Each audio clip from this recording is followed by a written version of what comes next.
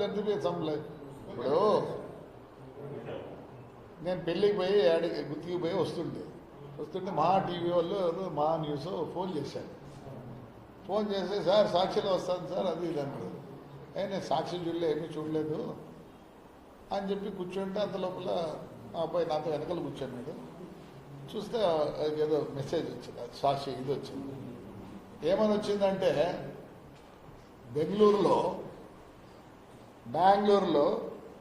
లోకాయుక్తలో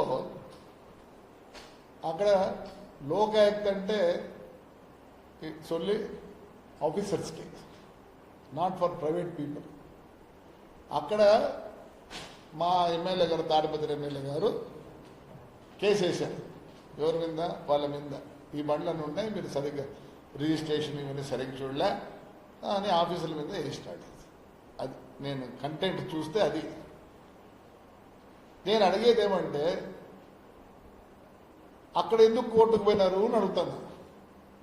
మీరేం చేస్తారు? బ్రేకింగ్ న్యూస్లు అందరూ ఫ్రాడ్ ఫ్రాడ్ ఫ్రాడ్ అంటే మరి అదే నోటీసో లేకపోతే అదో ఇది ఈడెందుకు ఇలేదు? మేము దొంగ వాళ్ళం, మా దొంగ లారీలు. మరి ఆడ ఎందుకు కోర్టుకు పోయినారు? ఈడ ఒకటేసారి వచ్చి మా ఇంటికాడ లేపి రా రెండు దొంగనా కొడుకు దా జైలుకి పోతారని ఈడు తీసుకుపోయారు.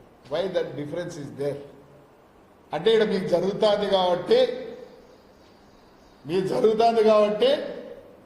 ఏమిలే అంటే పనుకున్నాను కూడా లేపి లోపల తీసిపోయేసేది. ఏం నోటీసులు గీసులు ఇచ్చేది లేదా? మరి ఎందుకు ఆడ చేయలేదు మీరు? ఇవే దొంగ బండ్లు ఆడ ఉన్నాయంటున్నారు కదా, అదే లెవెల్లో ఉన్నాయంటున్నారు కదా. మరి ఆడ నువ్వు ఎందుకు లోకాయుక్తకు పోయి ఆఫీసర్ల మీద ఇది ఇచ్చే? ఇంకా రేపు ఏం చేస్తారు? నాకు నోటీస్ ఇస్తారు, నన్ను అరెస్ట్ చేయరు.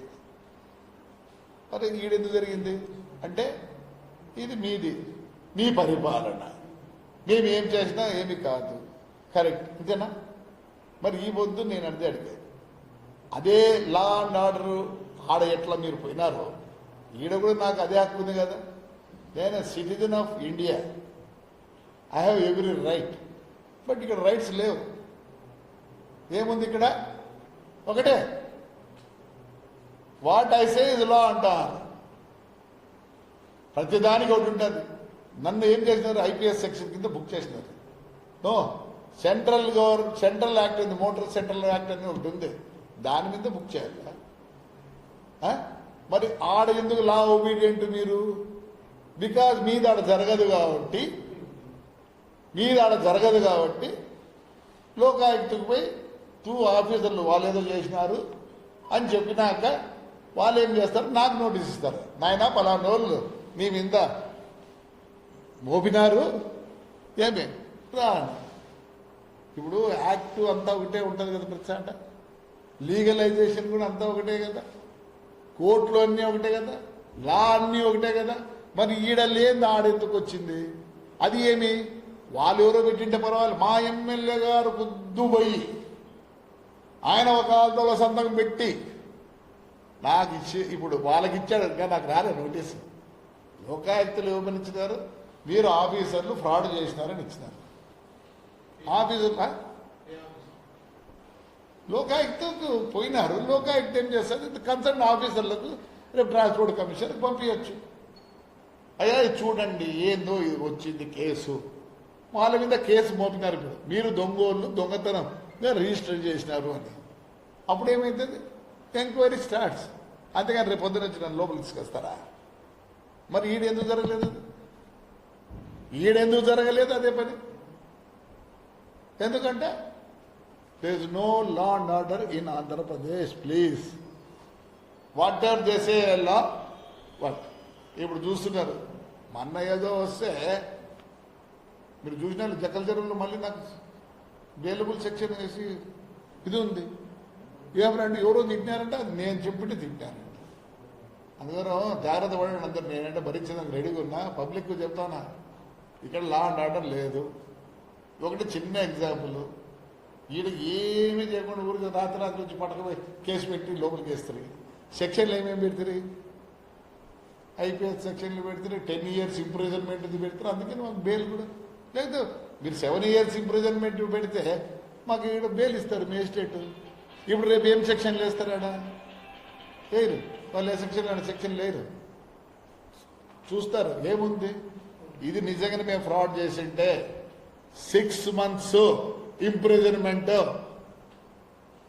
ఆర్ డబ్బులు కట్టాల్సి వస్తుంది. ఇప్పుడేమి ఇప్పుడు మనమంతా ఇండియాలో ఉన్నాం కదా, స్టేట్ వైజ్ ఉండదు, కానీ law is same. Central government act is same for everybody. అందుకని మేము ఎందుకు పిలిచారండి ముందు? మీరేమో ఊరికే బ్రేకింగ్ న్యూస్లో దొంగోడు అంతా దొంగ అన్నారు. మరి ఆ రోజు మాకు ఇదే లా ఎందుకు చేయలేదు? ఎందుకు చేయలేదంటే ఏం వాళ్ళు ఏం అనుకుంటే అది లా. అర్థమైందా? దొంగోనికి కూడా ఇస్తారా? వాడి పని అసలు గల్లు వేసేవాడిని కూడా చెప్తాను, నాయన ఏమి ఎట్లా నాయన నీకు పొద్దున్నే ఏం కాలే ఏమి నీ లాస్ట్ కోరిక అనేది ఒకటి ఉంటుంది. గల్లుకి వేసేటప్పుడు కోరిక ఉంటుంది. ఇక్కడ ఏం లేవు నాయన, గల్లుకి వేసిన వాడికి ఎత్తాడు, వేయడం లోపలికి గల్లు వేయడం అంటే హ్యాంగ్ చేయడమే. గల్లు అంటే తెలుసు కదా, హ్యాంగ్ చేయడం. అది ఉండే పరిస్థితి, రూల్స్ ఇక్కడ ఉండే లా. మరి ఈ పొద్దు వాళ్ళే ఈ పొద్దు ఢిల్లీకి పోయినారు, రాసుకొని లా సరిగ్గా లేదు, వీడు సరిగ్గా లేదు, రాసరి అంటే ఎవరికి వచ్చినప్పుడు వాళ్ళకి తెలుస్తుంది. నేను నిజంగా చెప్తున్న ప్రెస్ వాళ్ళకి కానీ మీ వీళ్ళకి కానీ టీవీ వాళ్ళకి కానీ, అయ్యా ముందు ఏదో కొంత ఆలోచించి మా మీద కూడా రాయండి దయచేసి. ఒక్కరన్నా నాకు ముందు క్వశ్చన్ అడిగినారే ఏమయ్యా ఇదని. ఈసారి ఈరోజు Euro 3 అంట. మేము ఎక్కడి నుంచి తెచ్చుకున్నాము? అశోక్ లేలాండ్ కంపెనీ నుంచి తెచ్చుకున్నాము. అసలు మీకు తెలుసా స్క్రాప్ అంటే ఏమమ్మా అర్థమో? పనికిరాని వస్తువు, అంతేనా? స్క్రాప్ అంటే పనికిరాని వస్తువు. పనికిరాని వస్తువుకు జిఎస్టీ వేరే, స్క్రాప్కు జిఎస్టీ వేరే, దీనికి జిఎస్టీ వేరే. కొత్త బండికి జిఎస్టీ ఎంత ఉందో మాకు అదే జిఎస్టీ 28% తీసుకున్నారు. ఇంజన్ నంబర్లు ఇచ్చి మాకు బండ్లు కొత్తవి తెచ్చి మా ఇంటికాడ పెట్టారు. ఆడే ఉండే, నేను ఏడ దాచిపెట్టలే, మా ఇంటికాడ పెట్టి నేను చేసుకున్నా.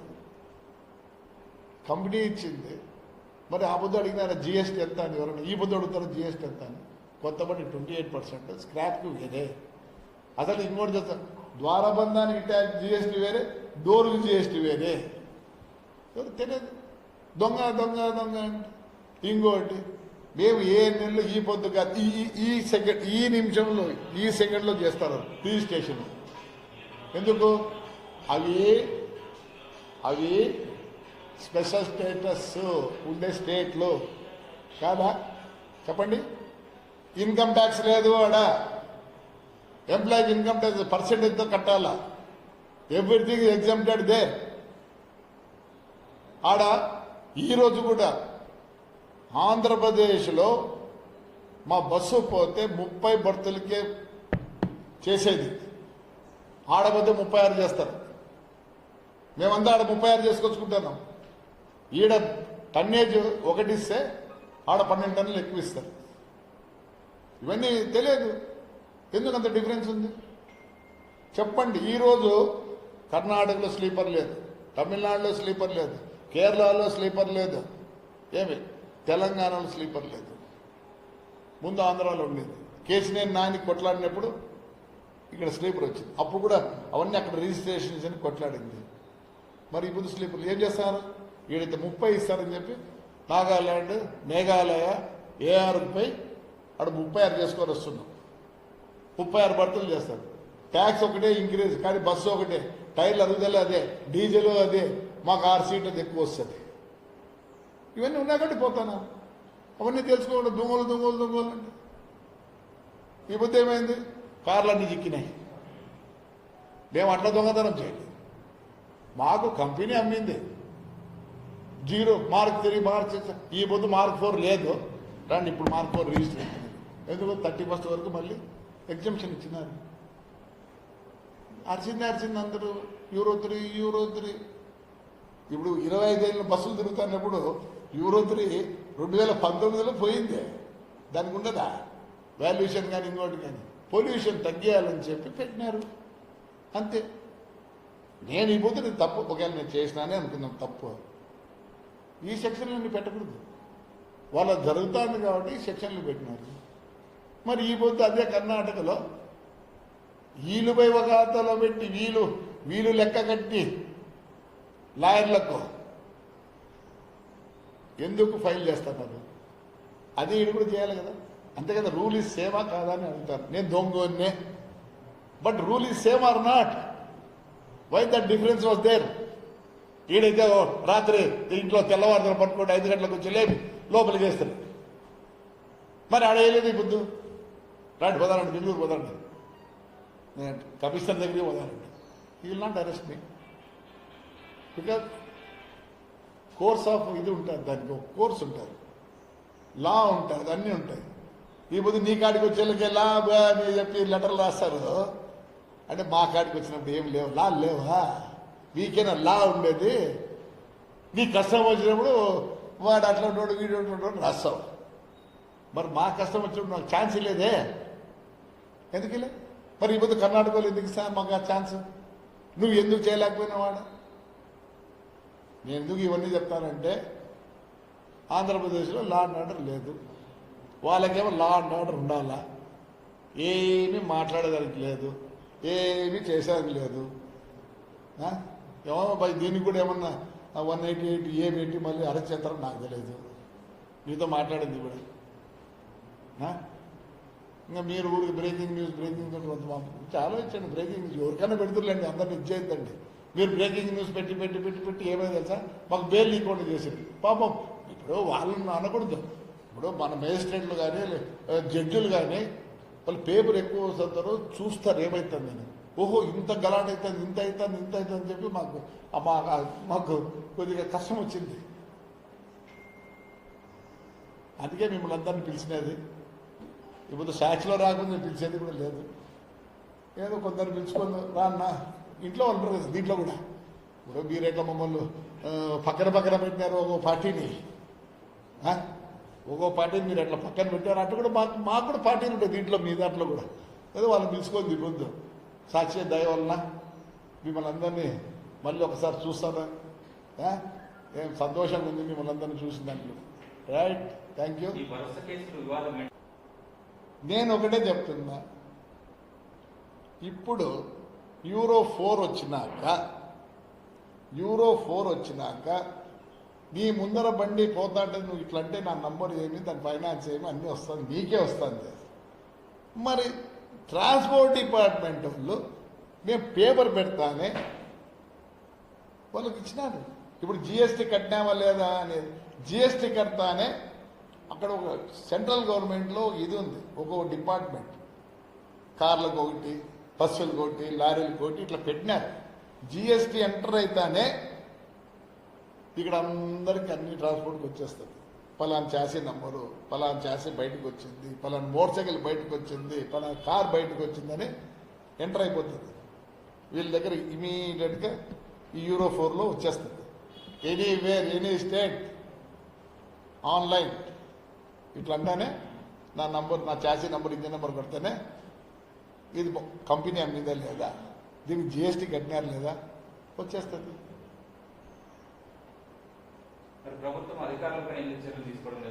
ఏం తీసుకున్నారు? ఇప్పుడు 15 మంది నేను చేసినారు కదా, 15 మందికి సస్పెన్షన్ ఏమో ఇచ్చినారు, మేమో ఇచ్చినారు కదా. ఇప్పుడు నేను దొంగనయ్యా, ముందు మీరు అసలు అశోక్ లీలాండ్కి ఎందుకు చేయలే? నువ్వు స్క్రాప్ అంటే ఎట్లా ఇచ్చినారో లారీ అని. అసలు నీకు number, chassis number, engine number ఎందుకు ఇవ్వాల్సి వచ్చింది? స్క్రాప్గా అమ్మినప్పుడు, అంత ఇడిభాగాలు అమ్మినప్పుడు నువ్వు ఇన్వాయిస్లో ఇంజన్ నెంబర్, చాసీ నెంబర్ ఎందుకు ఇచ్చినావు? ఎందుకు ఇచ్చినావంటే చెప్తే మీకు టైం ఉంటే చెప్తా.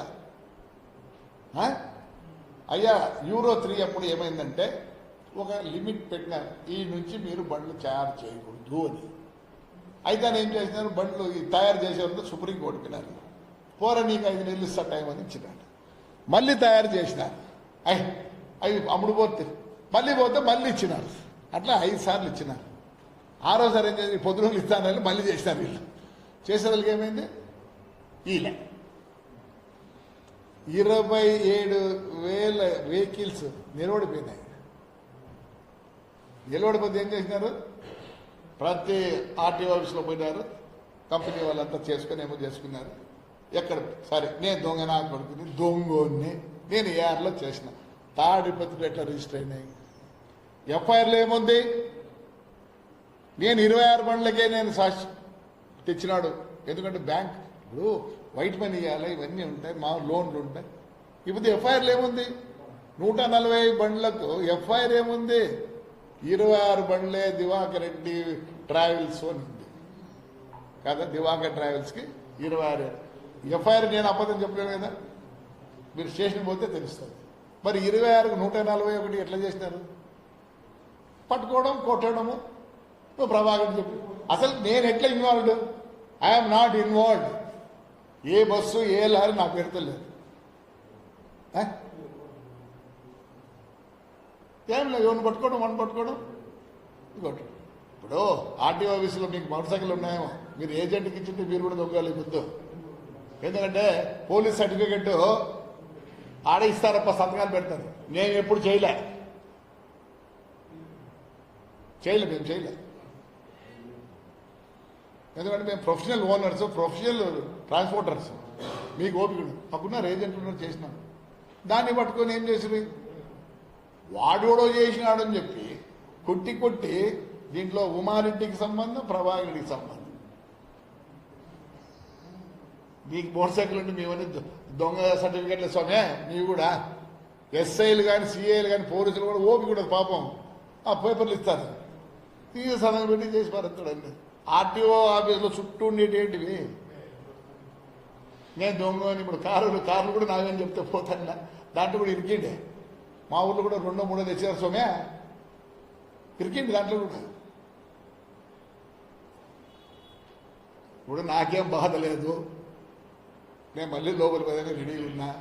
మీ పిల్లల గురించి, మీ మనవల గురించి ఆలోచుకోండి. నాకేం నా కొడుకు గురించి ఆలోచన లేదు. ఏదో చేసుకుంటాడు, బతుకుతాడు.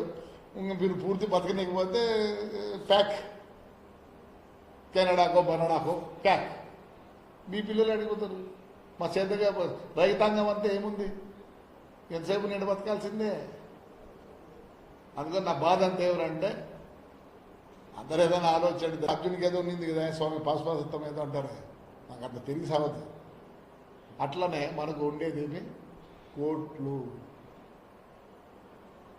మరి ఆడ లీగల్గా ఈ పొద్దు కోర్టుకు పోయి ఒక నోటీస్ ఇచ్చి దాని ద్వారా మా మీద ఎంక్వైరీ చేస్తారు. Very good, I appreciate. It's nothing. ఎందుకంటే మాకు వాళ్ళకి సరిపోదు, చెయ్యి. ఏదో మీరు జరుగుతుంది మనం 5 గంటలకు నిద్ర లేపి పోలీసులను పంపించి అడిగే టైం లేకుండా, మాట్లాడే టైం లేకుండా, ప్రెస్ వాళ్ళు రానికుండా, ప్రెస్ వాళ్ళు గేటు బయట వేసి తోసి మా గ్లాసులన్నీ ఎత్తి మేము పోతా అంటే మిమ్మల్ని తరిమి. ఇప్పుడు బెంగళూరులో జరగలే, పోయినారు. ఒక అతను సందం పెట్టి మా ఎమ్మెల్యే గారు ఒక వకీల్ని పెట్టుకొని 5 లక్షలు 6 లక్షలు ఖర్చు అవుతుంది. ఇప్పుడు వకీలు చాలా కాస్ట్లీయెస్ట్ అఫేర్ ఇస్ గోయింగ్. మా ఊర్లో బెయిల్ ఏమంటే 50,000 మన వకీల్కి. అనేది ఒక 4-5 లక్షలు పెట్టుకొని మళ్ళీ చెప్పించాడు, సార్ ఇది అయినాక మళ్ళీ ఇస్తాం కదా సార్ అని చెప్తాం మేము. అట్లే ఇప్పుడు 4-5 లక్షలు ఖర్చు పెట్టుకొని చూడు లీగల్గా ఎంత బాగా పోయినాడు. మరి అదే ఈడ జరిగింటే సంతోషించింది. అది ఇప్పుడు అంతా ఇదేమరా అంటే they are at correct procedure in Karnataka, why they are not done here in Andhra Pradesh. అదండి నా అభియోగం అంటారు, ఏమంటారు. రైట్, మీరు ఏమన్నా